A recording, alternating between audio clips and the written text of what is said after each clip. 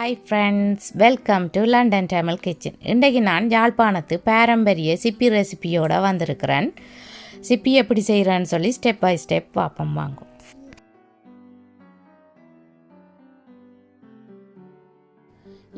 Gram வறுத்த அரிசிமா, வெள்ளை அரிசிமா வேணுமென்றாலும் எடுக்கலாம், அல்லது சிவப்பு அரிசிமா வேணுமென்னு சொல்லி சொன்னாலும் எடுக்கலாம். அந்த நீங்கள் எடுக்கிற அரிசிமாண்ட கலருக்கு ஏற்றதாக உங்களுக்கு சிப்பி வரும். 100 கிராம் வறுத்த உளுத்தம்மா, 300 கிராம் அவிச்ச கோதுமைமா, 2 டேபிள் ஸ்பூன் எள்ளு, 1 டீஸ்பூன் உப்பு. எடுத்து வச்சிருக்கிற எல்லா இன்க்ரீடியன்ஸையும் மிக்சிங் பவுலுக்குள்ளே போடுறேன்.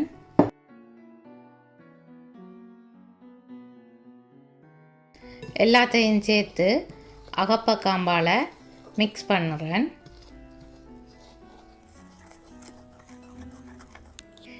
இனி நல்ல கொதி சுடு தண்ணி விட்டு குழைச்செடுக்கிறேன். நீங்கள் விருப்பம்னு சொல்லி சொன்னால் ஒரு தேங்காய் எடுத்து திருவி தேங்காய் பாலை பிழிஞ்சு காய்ச்சி எடுக்கலாம். காய்ச்சி எடுத்து இந்த சுடுதண்ணிக்கு பதிலாக யூஸ் பண்ணலாம். தேங்காய் பாலில் செய்தால் நீங்கள் கொஞ்ச நாளைக்கு தான் வச்சிருக்கலாம். சுடுதண்ணியில் குழைச்சிங்களன்னு சொல்லி சொன்னால் மொறு அப்படியே இருக்கும். 800 மில்லிலிட்டர் சுடுதண்ணி விட்டு குழைச்ச நான். நீங்கள் உங்களுக்கு தேவையான அளவு சுடுதண்ணி விட்டு குழைக்கலாம். அகப்பக்காம்பால் குழைச்சி முடிய நாங்கள் கையால் பிணைஞ்சு நல்லா குழைச்சி விடணும்.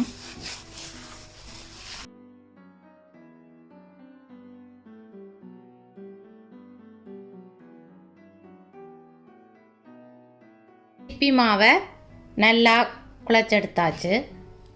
சிப்பி அச்சு எடுத்து வச்சிருக்கிறேன்.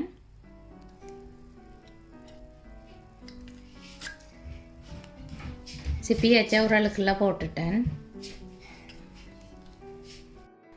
ஒரு கையளவு மாவை எடுத்து உரலுக்கு போட்டு புளிகிறேன்.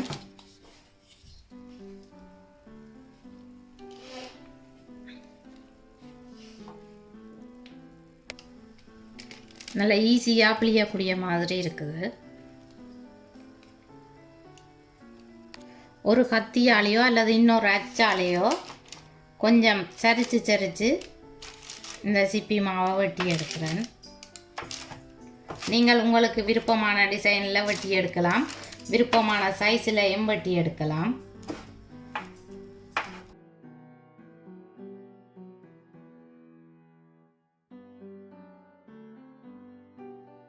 அடுப்பை ஆன் பண்ணி மீடியம் ஹீட்டுக்கும் லோ ஹீட்டுக்கும் இடையில விட்டு எண்ணெயை கொதிக்க வச்சிருக்கிறேன். எண்ணெய் கொதிச்சா பிறகு இந்த சிப்பியை போடுறேன்.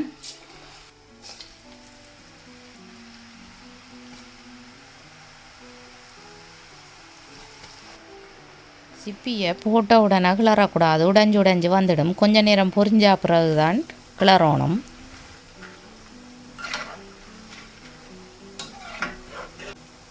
சிப்பி நுரையல் அடங்கி பொன்னிறமாக வந்து எண்ணெயில் லைட்டாக தாண்ட மாதிரி நிற்கும். அந்த டைமில் நாங்கள் இறக்கணும். எண்ணெய்க்கு பார்த்தீங்களா கொஞ்சம் தாண்டு நிற்குது.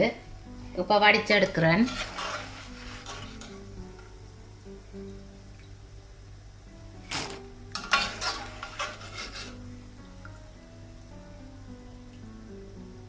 இனி சிப்பின்ற மெட்ட அச்சு போட்டு பிழிய போகிறேன்.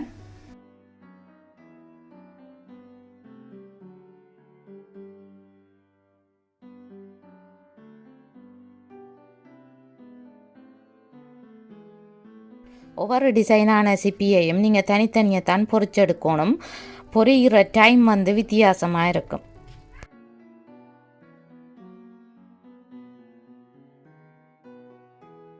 இப்படியான ஸ்டைல்லையும் சிப்பி செய்யலாம்.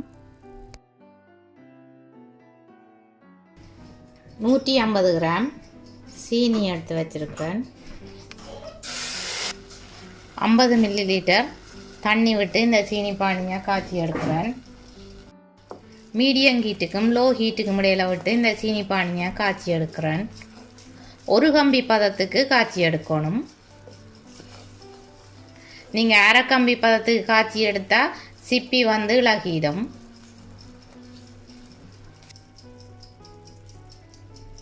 சீனி இப்படி ஒரு நூல் மாதிரி வரணும். இதுதான் ஒரு கம்பி பதம்.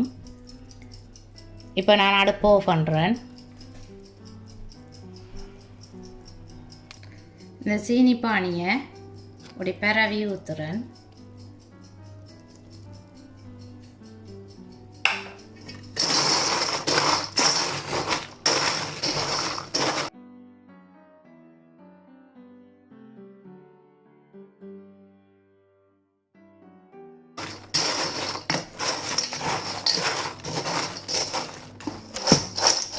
சீனி பானியை ஊற்றி நல்ல வடிவாக எல்லா சிப்பிலையும் படக்கூடிய மாதிரி கிளறி எடுத்துட்டு சீனி பானியை இறுகி வருந்தனைக்கும் இப்படியே ஆற விடணும்.